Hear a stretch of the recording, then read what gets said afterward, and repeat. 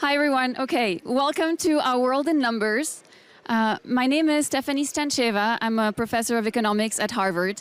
And today I would like to tell you a little bit about social mobility, perceptions of it or misperceptions of it, and why it matters. So first, let me give you a little bit of a brief about the method that we're using here at the Social Economics Lab at Harvard.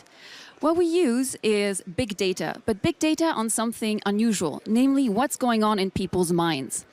We do this thanks to large-scale surveys that we deploy at scale and on which we can leverage lots of big data analytics in order to analyze how people think, reason, and understand economic issues and economic policies.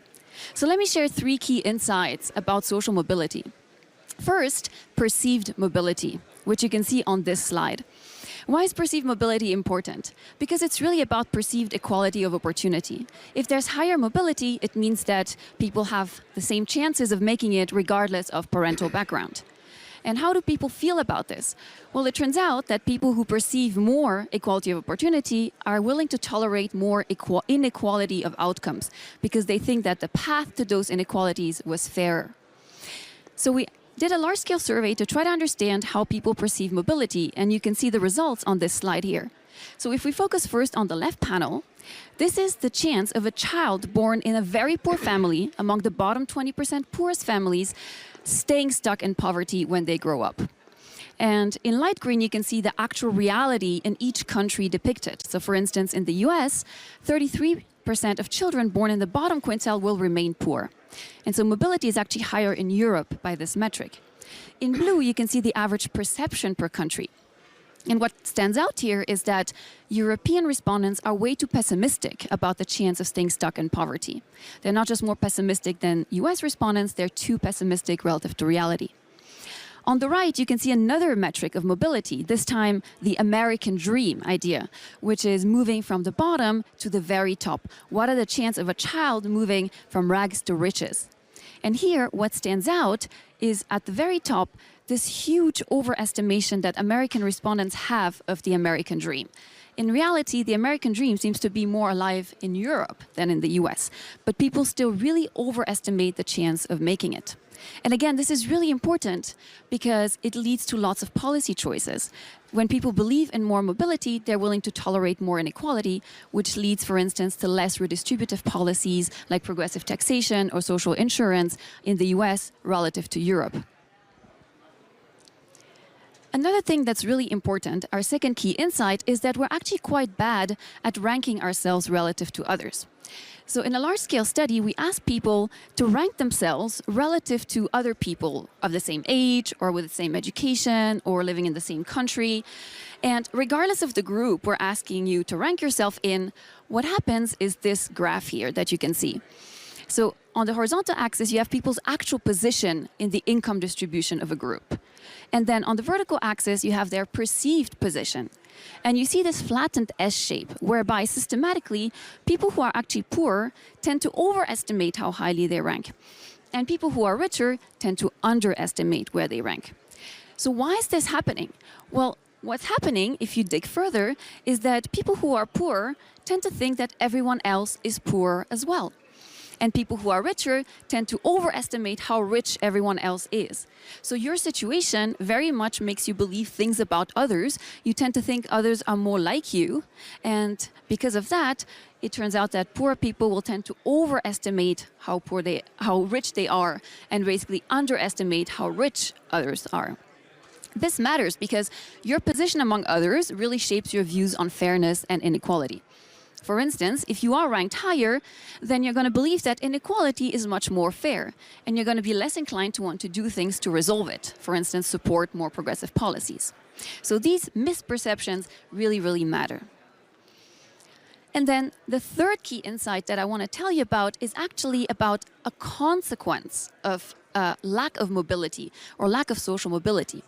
And it's this idea of the zero-sum mindset. What is a zero-sum mindset? A zero-sum mindset is this belief that if you gain or if a group of individuals gains, it must come at the expense of someone else. So the pie is fixed. There's a limited amount of good. So if you get a larger slice of the pie, I must be getting less. This is a very pervasive mindset, and you can contrast it to a positive sum mindset, whereby everybody could be made better off, whether it's through innovation, through cooperation, through collaboration. And so what we did was to do, again, a large-scale study to try and measure people's zero-sum thinking and see how it plays out on a whole range of policy views and important mindsets. So how do we measure zero-sum thinking? Well, ideally, you want to measure it across different domains. So we ask people to what extent they believe interactions between groups are zero-sum. And you can ask yourself the same questions. Do you believe that when immigrants gain, it's at the expense of non-immigrants? Do you think that when one racial group gains, it's at the expense of another racial group? When countries trade, are the gains of one country the losses of another? And finally, when rich people get richer, is it the case that the poor get poorer? So when you get people's answers to all these questions across domains, you can construct their general tendency to think in zero-sum terms. And we see some really interesting patterns here. Contrary to many things, for instance, today, zero-sum is not necessarily a political issue, in the sense that it's not clear that people on the left or right are generally more zero-sum one than the other. Of course, it depends on the domain. For instance, people who are more left-leaning will be much more likely to believe that the gains of rich people come at the expense of poor people. People who are more right-leaning will tend to think that the gains of immigrants come at the expense of non-immigrants. But on average, there isn't a clear political distinction in the level of zero-sumness. There are, however, some really, really striking patterns which you can see on this graph by age or by cohort. So what you can see here on the green line is the average zero-sumness, the tendency to think in zero-sum terms for people born in different years. And the very striking pattern, which actually holds across many rich countries, including the US, is that younger people are significantly more zero-sum than older people. This is something that might come as a surprise. But what is it due to? Well, it's very much linked to social mobility. This zero-sumness is very much a consequence of declining social mobility and something that goes a little bit hand in hand with it, declining growth. In many rich countries, if you look at the change in incomes or GDP growth or overall growth, which is illustrated by the blue line here, this has decreased over time. So when people have grown up in positive environments with lots of mobility, with lots of growth, those are the older generations, they tend to be less zero-sum. On the other hand, the younger generations that have grown up in periods of lower mobility, of lower growth, tend to have a much more zero-sum mindset. And again, this is true in many rich countries, including in the US. And it's a reverse pattern in developing countries where things actually are better now. There is higher growth, there is higher mobility, and their younger generations are less zero-sum. So this is important for the future too, because younger generations are obviously going to be the future policymakers, the future leaders. And so it is interesting to think what might happen if they hold much more zero-sum views of the world. Because zero-sum thinking has really important social and political consequences. So this is overall one important consequence of declining social mobility and one among many reasons to do something about it. And overall, while people have very, very different views about inequality, how much inequality is good or bad, if there's one thing most people agree with, is that a lack of opportunity, a lack of equality of opportunity is something really bad. This is something lots and lots of people agree with. And I think by having these survey works that can dive into people's minds and really go in depth into how people reason, we can try to understand better these perceptions and their political and social consequences. So thank you very much. I'm delighted to introduce my follow-up speaker, Amitabh Behar from Oxford, and the floor is yours.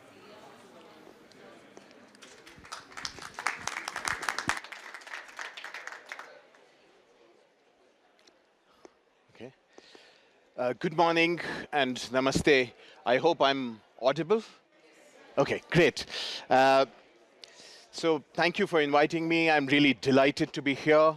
But I'm here to bust a myth, the myth of meritocracy.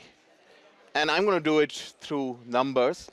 The point I want to make is, at the moment, inequalities of wealth, race, gender, ethnicity pretty much shape the economic and social outcomes of your future. I think that's a fact that most of us would know intuitively. I would say I travel around the world. Many of you would be traveling. Even if you're not traveling around the world, even in your own country, in your own village, if you just look around with empathy, we will not need the numbers. However, let me try and do it with numbers. And what I'm going to do is take three specific cases of how inequality shapes future. And this is one, looking at wealth inequalities. Second, look at global inequalities between countries. And the third is inequalities within countries. So those are the three things. But I don't want to stop by just busting that myth. I think there are possible solutions. And I want to end with those potential solutions. Let me also say that we are facing a polycrisis at the moment. The crisis of hunger, the crisis of conflict, the inequality crisis. We really need every citizen of the world to be playing to their best potential. But what we see, the structural inequalities do not let them realize their potential. Let me start now by first looking at the billionaire wealth. And let me start by saying that we at Oxfam, I work with Oxfam International, we at Oxfam are fairly clear. Billionaires are not to be celebrated. They're a sign of policy failure. They're clearly a political choice that we make. If you look at our report, the new report that we released, the Inequality Report 25, it's I would say, pretty troubling reading. It highlights how in the last one decade, the billionaires have doubled their wealth. Just in the last 1 year, they have added $2 trillion to their wealth. Last year, we have seen their wealth grow at 3 times faster rate than the previous year. What we have seen is every week, 4 new billionaires have joined the billionaire club. That's the level of inequality that we are seeing. But I think it's very important when we talk of billionaires to contextualize it. We live in a world, at the moment when I'm talking of this enormous explosion of wealth at the top, we live in a world when 3.6 billion people live below the poverty line. That's 44% of the global population. That's below poverty line. You know, another startling number, which is kind of quite heart-wrenching. There are 733 million people who sleep hungry. They do not get 3 square meals a day. And let me say, while this explosion of wealth at the top has been happening, hunger has been growing. Just in the last 5 years, we have added 152 million people who are sleeping hungry. That's the level of inequality that we're looking at. Let me just say, our report highlights that this wealth at the top is not earned. I think that's really important. I want to underscore that this wealth is not earned.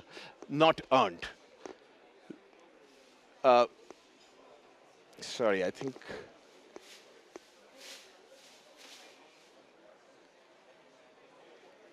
Oh, yeah, sorry. So if you look at the wealth of billionaires, you will see that 60% of that wealth is not earned. And you're essentially getting that through either inheritance, through monopolies, or through crony connections. That's what our research says. So that's 60% of that wealth. Let me also just say that you have almost 50% of the billionaires live in countries where there's no inheritance tax.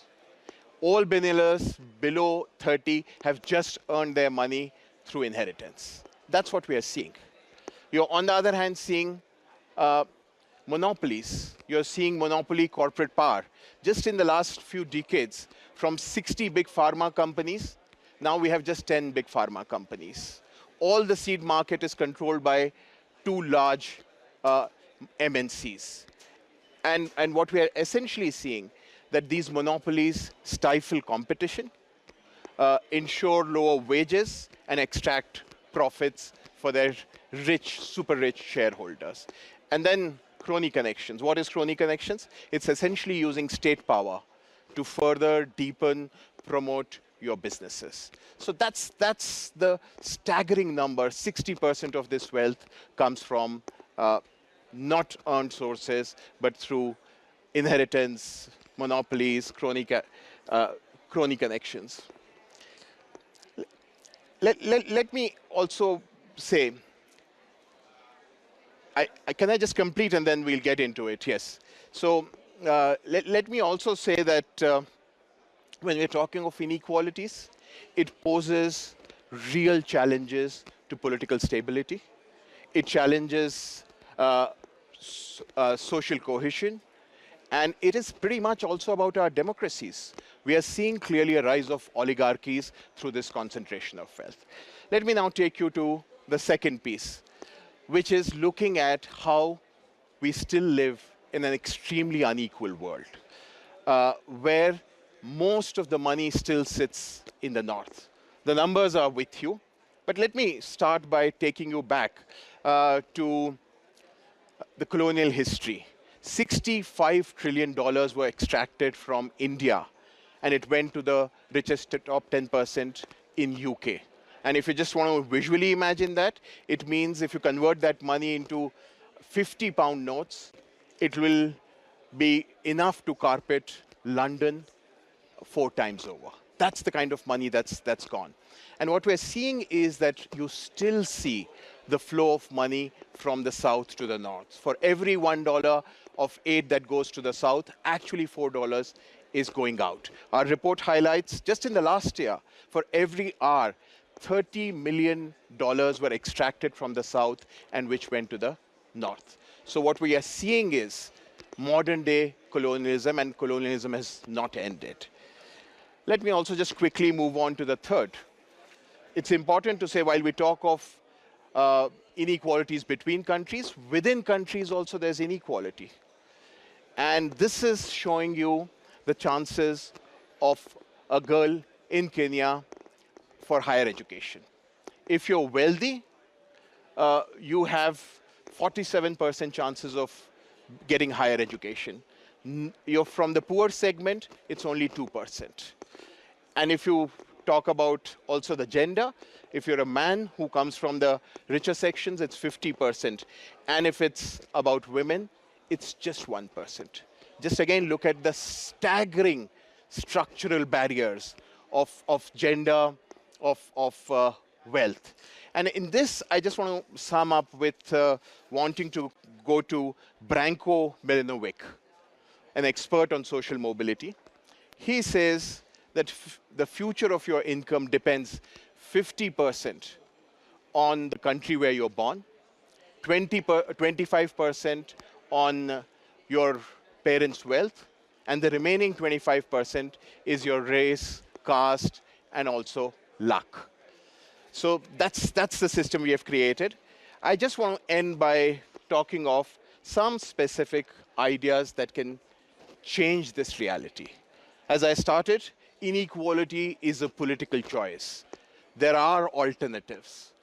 And first, we need to ensure that there's a serious national commitment to reducing inequality.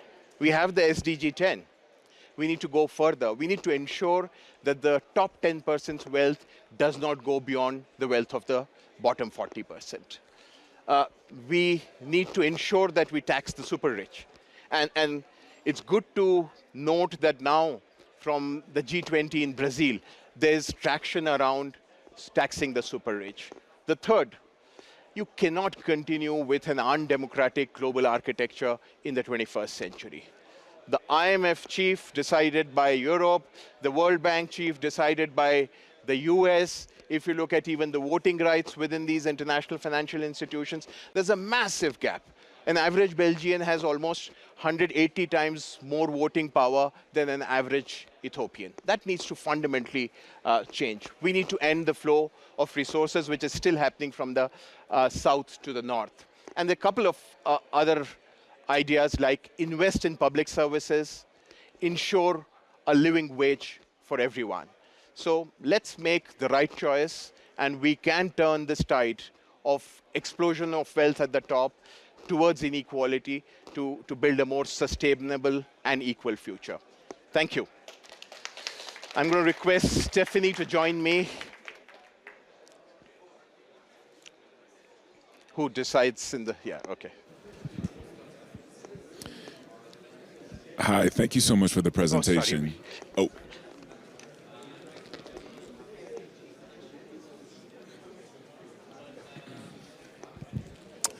Thank you so much for the presentation. I was really moved. My name is Moses Ngong. I'm from the Global Shapers. I live in Cleveland, Ohio.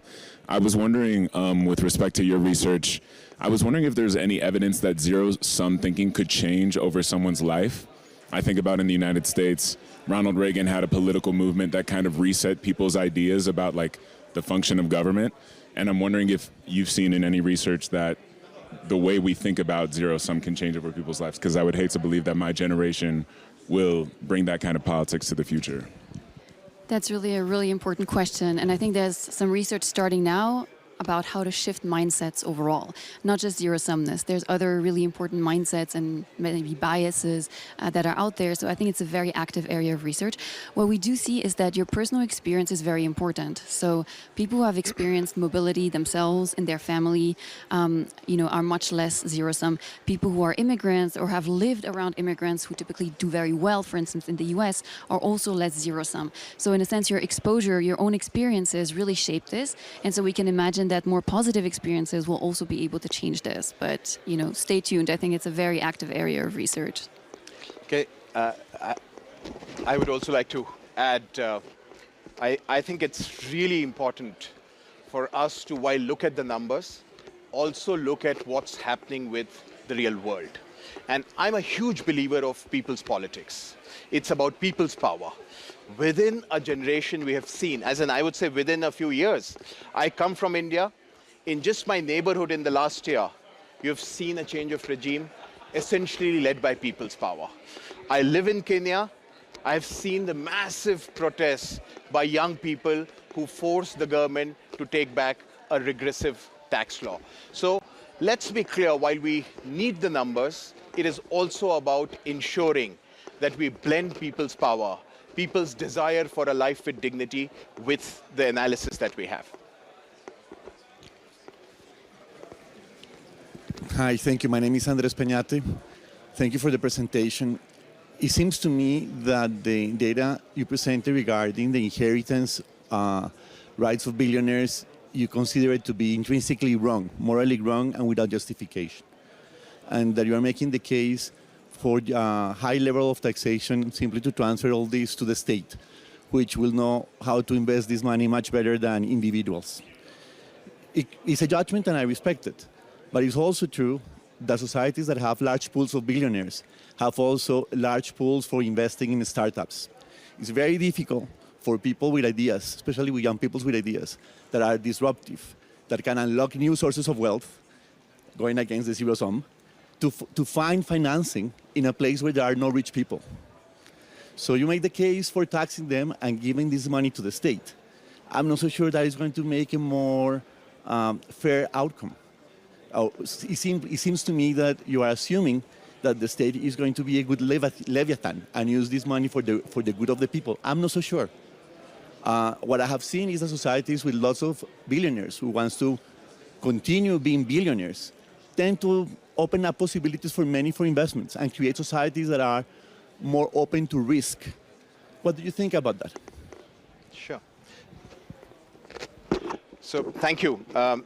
And let me say that if you take away the wealth of top, I think the number is 50 or 100 billionaires, they will still be billionaires. That's certainly true for the top 10 billionaires. What we are talking of is enormous concentration of wealth. And that's the point we are making, that when you have 3.6 billion people who do not even have access to a life with dignity, you have 733 million who sleep hungry. I think there is something that we need to actually relook. It's a fundamental shift of the gaze. We cannot continue looking at the top 1% and not look at the majority of the people. And let me also say, all this billionaire wealth where you're sitting, these are countries, and if you link that with the second slide that I have of inequalities, those are countries where you have seen huge investments in public services like education, like health, like social security. And if we are talking of building meritocracy, then let's ensure everybody has equal opportunities.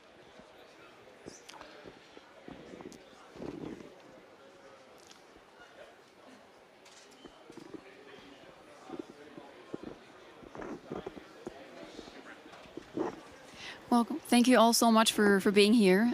Great to see you all, and hopefully you enjoy the rest of the conference. Thank you.